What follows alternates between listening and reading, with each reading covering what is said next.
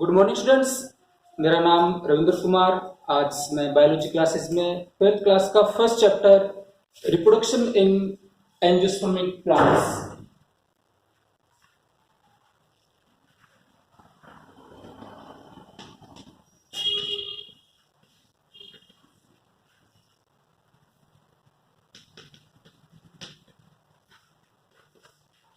ये first chapter है, first lesson biology के अंदर फर्स्ट यूनिट का। टोटल ये जो फर्स्ट यूनिट है इसमें टोटल 4 चैप्टर हैं और ये फर्स्ट यूनिट का फर्स्ट चैप्टर ये यूनिट टोटल 4 मार्क्स की है। यहाँ इस यूनिट से जो क्वेश्चन आएंगे, एक क्वेश्चन 1 अंक का आएगा और एक क्वेश्चन 3 अंक का 3 मार्क्स का आएगा, जो 2+1 यानी 2+1 में होगा। 1 नंबर का जो होगा इसमें वो डायग्रामेटिक होगा, चित्र होगा। ये फर्स्ट चैप्टर है फर्स्ट यूनिट का या बायोलॉजी की बुक का ही फर्स्ट चैप्टर 12th क्लास की, रिप्रोडक्शन इन एंजियोस्पर्मिक प्लांट्स, आवृतबीजी पादपों में जनन।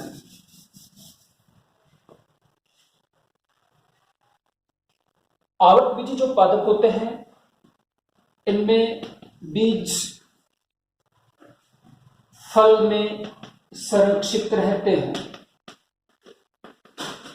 आवृतबीजी पादपों में बीज फल में संरक्षित रहते हैं और आवृतबीजी जो पादप हैं उनके लाइफ में 2 पीढ़ियां होती हैं, 2 जनरेशन होती हैं।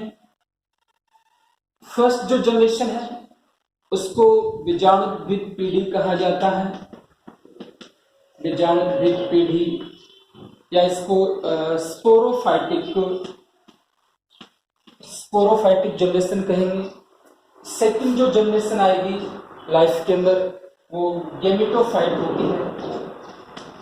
गेमिटोफाइट या इसको हम युग्मकोद्भिद कहेंगे।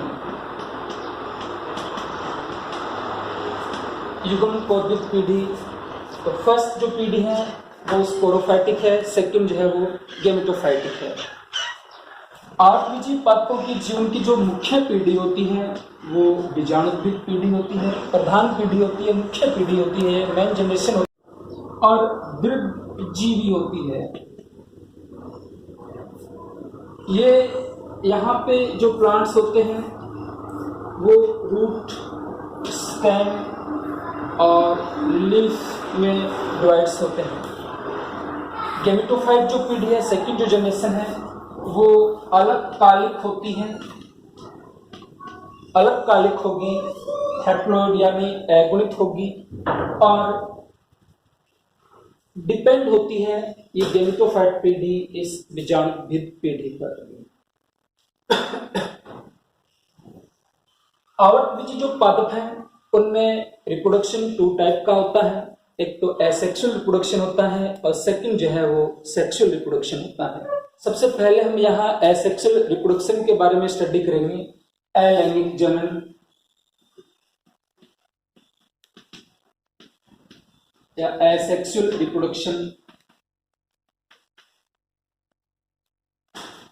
इसकी डेफिनेशन देखेंगे, इसकी परिभाषा देखेंगे।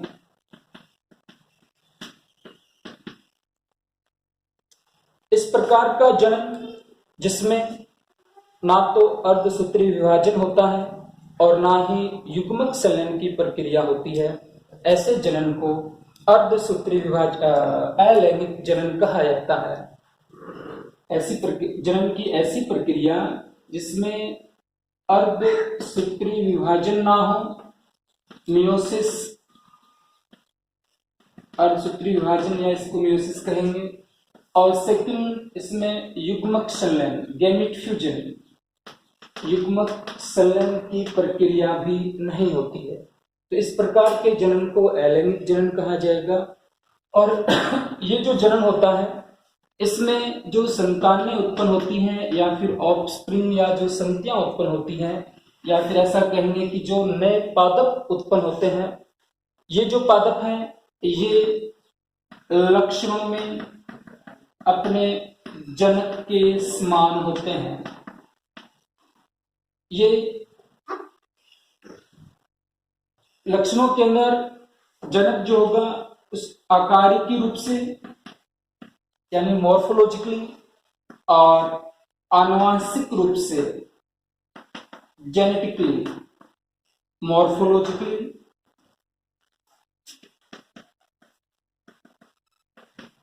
और जेनेटिकली अपने पेरेंट्स के हूबहू समान होते हैं। इस अलैंगिक जनन की प्रक्रिया में जो संतानें उत्पन्न होंगी, वो जो संतानें हैं वो अपने पेरेंट्स के बिल्कुल हूबहू समान होगी, मॉर्फोलॉजिकली और जेनेटिकली। ये विशेषता होती है अलैंगिक जनन की। अलैंगिक जनन जो है इसको एपोमिक्सिस भी कहा जाता है, इसको एपोमिक्सिस कहा जाएगा या इसको असंजनन भी कहा जाता है, क्योंकि एपोमिक्सिस में भी ना तो अर्धसूत्री विभाजन होता है और ना ही युग्मक संलयन होता है। इसलिए इस अलैंगिक जनन की प्रक्रिया को एपोमिक्सिस या असंजनन कहा जाता है। अलैंगिक जनन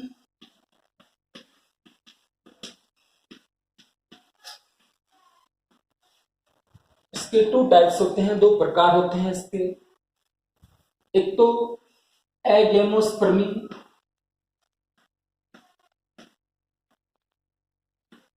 एगेमोस्पर्मी, और सेकंड जो है वो वेजिटेटिव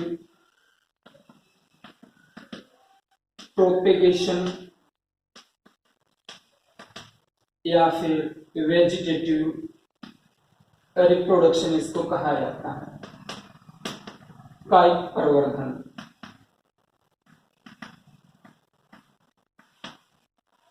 कायिक प्रवर्धन। देखिए एगेमोस्पर्मी, फर्स्ट जो टाइप है एसेक्सुअल रिप्रोडक्शन का, एगेमोस्पर्मी। एगेमोस्पर्मी, एग का मतलब होता है विदाउट या एब्सेंट, और गेमस, गेमस का मतलब होता है फर्टिलाइजेशन, निषेचन।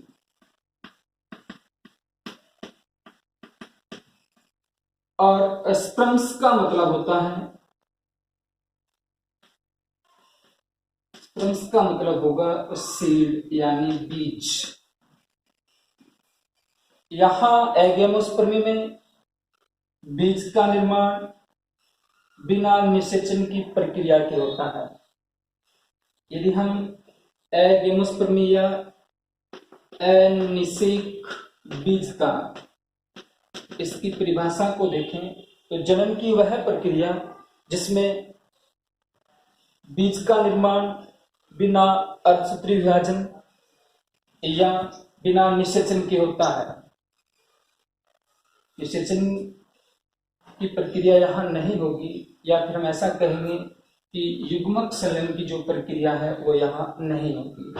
तो यदि हम इसको परिभाषित करें अनिषेक बीजता या एगेमोस्पर्मी को, तो हम इस प्रकार कर सकते हैं कि जनन की वह प्रक्रिया जिसमें निषेचन या युग्मक संलयन की प्रक्रिया ना हो, या बिना युग्मक संलयन या बिना निषेचन के ही बीज का निर्माण होता है, इस प्रकार की जनन की प्रक्रिया को एगेमोस्पर्मी कहा जाता है। दूसरा सेकंड जो इसका टाइप है वेजिटेटिव प्रोपेगेशन या कायिक प्रवर्धन या कायिक प्रजनन कहा जाएगा। ये जो वेजिटेटिव प्रोपेगेशन की जो प्रक्रिया है, इस वेजिटेटिव प्रोपेगेशन में प्लांट्स जो हैं, प्लांट्स के जो कायिक पार्ट होते हैं, वेजिटेटिव भाग जो होते हैं, वो पार्टिसिपेट करते हैं, वो इसमें भाग लेते हैं। यानी कायिक प्रवर्धन की प्रक्रिया के अंदर नए पादपों का जो निर्माण होता है पादप के कायिक भागों से होता है, और पादप के कायिक भाग जो हैं जैसे जड़, तना और पत्ती जो हैं, ये पादप के कायिक भाग होते हैं। और ये जो प्रक्रिया है कायिक प्रवर्धन की, इस कायिक प्रवर्धन की प्रक्रिया में पादप के जो कायिक भाग लेते हैं, इन कायिक भागों को प्रवर्ध कहा जाता है। जैसे जड़ एक प्रवर्ध है, या इसको प्रोपेग्यूल कहा जाएगा। यहाँ स्टेम भी एक प्रवर्ध है और पत्ती भी यहाँ एक प्रवर्ध है। तो कायिक प्रवर्धन की प्रक्रिया में ये जड़ तना और पत्तियां भाग लेंगी। इनके द्वारा अपस्थानिक कलिकाओं का निर्माण हो गया। जैसे जड़ पे अपस्थानिक कलिकाएं बनेंगी, एक नए पादप का निर्माण हो गया। तने पर कायिक कलिका का निर्माण हो गया। वो जो ये अपस्थानिक कलिका जो है उसका निर्माण हो गया, और पत्ती जो है उस पर भी अपस्थानिक कलिकाएं बनेंगी और वो कलिकाएं अलग होकर एक नए पादप का निर्माण करती हैं।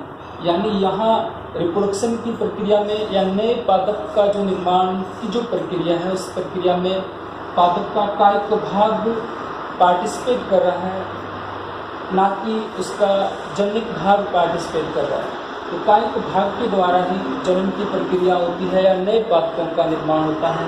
इसलिए इस प्रक्रिया को कायिक प्रवर्धन या वेजिटेटिव प्रोपेगेशन कहा जाता है। Thank you. हेलो स्टूडेंट्स, कैसा लगा आज का यह टॉपिक आपको? यदि आपको अच्छा लगा तो इसको आप लाइक कीजिए, शेयर कीजिए, सब्सक्राइब कीजिए। मेरा ये जो चैनल है वो online biology classes by Ravinder sir के नाम से है। आप इसको यूट्यूब चैनल पर जाके इस लिंक को शेयर, सब्सक्राइब और लाइक कीजिए।